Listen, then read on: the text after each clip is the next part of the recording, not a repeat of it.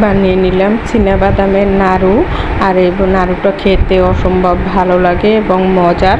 আমি পূজার জন্য বানিয়েছি। তো নমস্কার, আমি মনিকাস রেসিপি অ্যান্ড ব্লগ থেকে। তো চীনাবাদাম নিয়ে নিলাম, দেখতেই পাচ্ছেন চীনাবাদামগুলো আমি হাত দিয়ে ছুলে ফেলেছি। এখন খোসাগুলো ছাড়িয়ে নিচ্ছি। আর খোসাগুলো ছাড়িয়ে নিতে হবে, না হয় এটা ভালো হবে না। খোসাগুলো ছাড়িয়ে আমি এটা ব্যালেন্ড করে নিব। আর আপনারা চাইলে এটা বেটেও নিতে পারেন। আমি ব্যালেন্ড করে নিয়েছি। কড়াইয়ে গুড় দিয়ে দিলাম, এটা মানে চাক্কা খেজুরি গুড়। আর আপনারা যে কোনো চিনি দিয়ে হলেও বানাতে পারবেন, বা খেজুরি পাতলা খেজুরি গুড় দিয়ে হলেও বানাতে পারবেন। আমি চাক্কা খেজুরি গুড় দিয়ে দিলাম। যে দেখতে পাচ্ছেন গুড়টা গলে গেছে। তো আমি এটার মধ্যে যে ব্লেন্ড করা বাদামগুলো দিয়ে দিলাম, দেখতে পাচ্ছেন। আর এই নাড়ুটা খেতে কিন্তু অসম্ভব মজার হয়। আপনারা চাইলে এটা শেয়ার করে রাখতে পারেন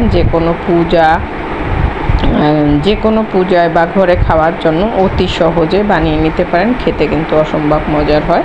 আর আমি এখানে দিয়ে দিলাম কিছু গুঁড়া দুধ, যাতে খেতে মজা লাগে।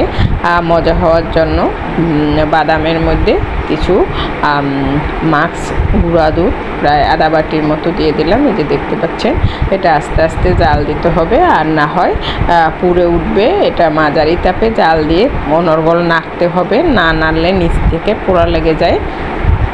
আর এটা তাহলে তিতা হয়ে যাবে। যে দেখতে পাচ্ছেন এটা কত আটলা আটলা হয়ে গেছে। আমার এটা হয়ে গেছে নাড়ু বানানোর মতো। এই যে দেখতে পাচ্ছেন কড়াই লেগে যাচ্ছে না, এই যে মানে চামচের সাথে উঠে যাচ্ছে।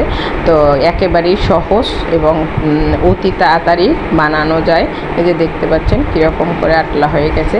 আর এটা বানানোর সময় মানে একটু খেয়াল রাখতে হবে, এটা কিন্তু গরম হাতে লেগে গেলে কিন্তু ঠুসকা পড়ে যাবে। এটা অত্যন্ত গরম থাকে গুড়টা, একটু হালকা ঠান্ডা করে সাবধানে বানাতে হবে,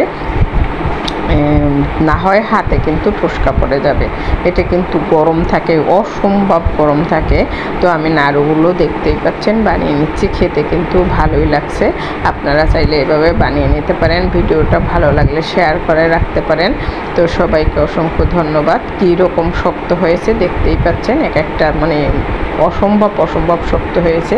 তো সবাই ভালো থাকুন, সকলের জন্য শুভকামনা। আবার দেখা হবে অন্য কোনো ভিডিও নিয়ে। যদি ভিডিওটা ভালো লাগে সবাই কমেন্ট করে জানাবেন। আর চাইলে আপনারা শেয়ার করে রাখতে পারেন। অতি সহজে ঘরে বাচ্চাদের জন্য বা নিজেদের জন্য এই বাদামের নাড়ুটা করে নিতে পারেন। আর এটা কিন্তু একেবারেই সময় লাগে না। এই যে দেখছেন কীভাবে শক্ত হয়েছে, মানে বলার বাইরে, অসম্ভব।